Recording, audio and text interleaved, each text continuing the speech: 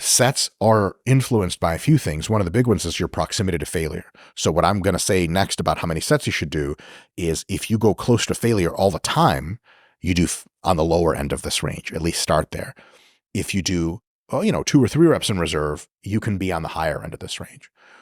A couple ways to think about sets. There's sets per week and there's sets per session. I like to think of per muscle group per session. Some people get overly obsessed about how many sets do I need to do per exercise. There is an answer to that question, but it's much more interesting to talk about per muscle group because you can train your chest with 3 exercises and do 2 sets each, or you can train it with 2 exercises and do 3 sets each. The total amount of working sets is by far the biggest determinant of how much muscle you're going to grow per session. So in a session, theoretically, you can do anywhere from 1 set for your muscle, just 1 set of curls and leave. And as a beginner especially, you'll get some robust gains. Or as someone who's more advanced, if you train your biceps every single day, just 1 or 2 sets of curls ends up being a lot of weekly volume and plenty of stimulus, and that's totally fine way to grow.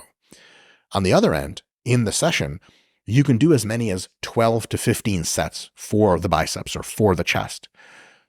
The downside there is on the higher ends of that spectrum, you are reaching into what's called junk volume, where, yeah, you're training, but your nervous system is so tired, it's not even recruiting as many of the muscle fibers as you want anymore.